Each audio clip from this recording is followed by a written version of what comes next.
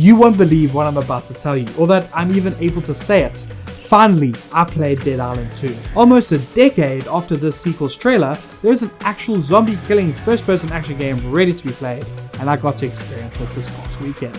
Did the devs survive this development hell, and did they bring some of that hellfire back for the sequel? Was the wait worth it, and more importantly, is it any fun? Well, hand over that baseball bat, and let's head over to LA. I'm gonna smash this review for you.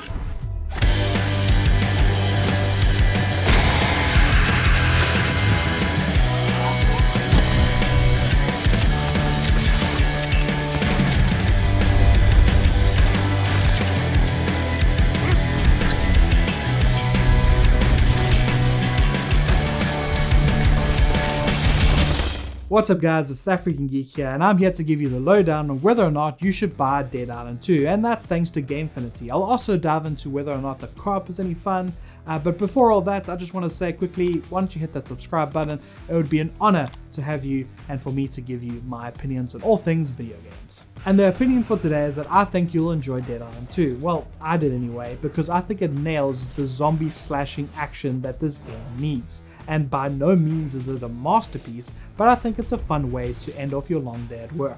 I'm going to rip Dead Island 2 apart and reveal to you the rad, the rotten, and the repulsive. You abandoned me! Well, I'm back now, and you are still my housekeeper, so give me the bloody gun! Here, we're all happy now? I have to say that I was pleasantly surprised about how much I didn't actually hate the Dead Island 2 campaign.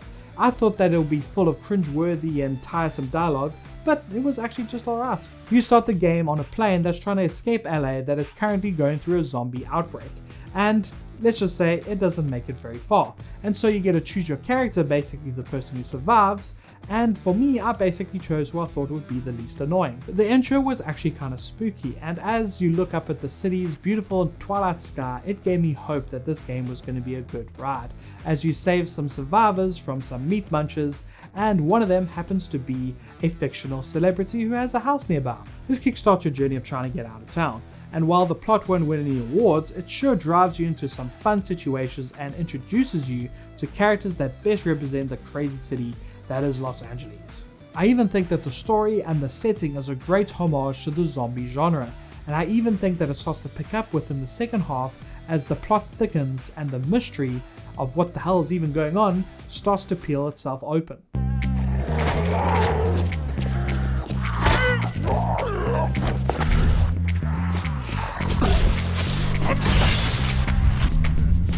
However, this is first and foremost a zombie slaying game, and I think that the slicing and dicing is what this game gets so right most often, and it's hard not to compare it to Dying Light. However, I think that Dead Island has its own unique feel to its gameplay. Just like in Dying Light, you can upgrade your weapons so that they do more damage, and there's various ways that you can upgrade them, but in particular you can add some elemental damage to them.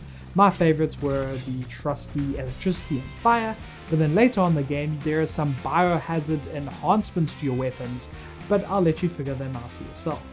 My favorite part of the gameplay is the takedown animations you get to do after you successfully parry or dodge a regular zombie, but the timing has to be perfect. And so while at first I was worried it might become a bit repetitive, but thanks to the challenge and the fact that each type of weapon comes with their own animation, it's a joy trying to get it right in the heat of the action.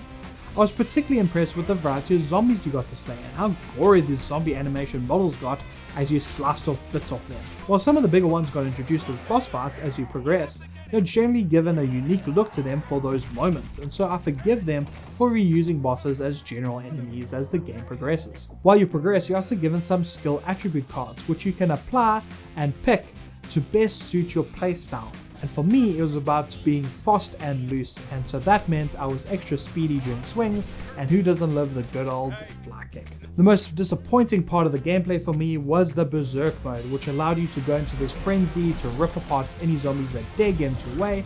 The problem is that they don't try to do anything unique with it. A lot of games have done something like this, and it just isn't that fun. Also, what was a letdown is the co-op Carnage you can do with your friends, and shout out to Captain Parker who I played the game with a little this past weekend, but we were not having the best of time because the level balancing wasn't really happening effectively and we were glitching all over the place, but that might have been our internet's fault. But overall, the actual teaming up in LA felt like an afterthought for the devs as they made no effort to make it engaging.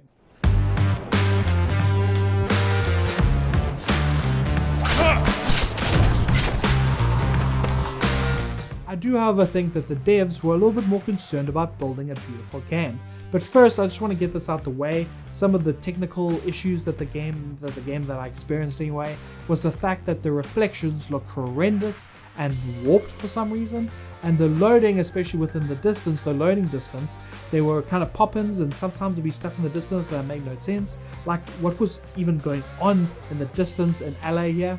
But then sometimes the game has gorgeous backdrops that you get to slice up zombies to. And while the game isn't open world, instead it's a hybrid of linear and open world sections within LA that you get to explore. All the sections are from famous areas within the iconic city, all offering their own unique look and feel. But particularly, I like the parody mansion clearly owned by an obnoxious social media influencer within Beverly Hills, and I loved exploring all the shops on the classic LA beach boardwalk. Each of the sections actually have their zombies dressed up like they would and looking like they would if they turned to a zombie within that area. This helps greatly when actually bringing to life these different sections. And any other game would have just, repetitively just put any random looking zombies within the areas.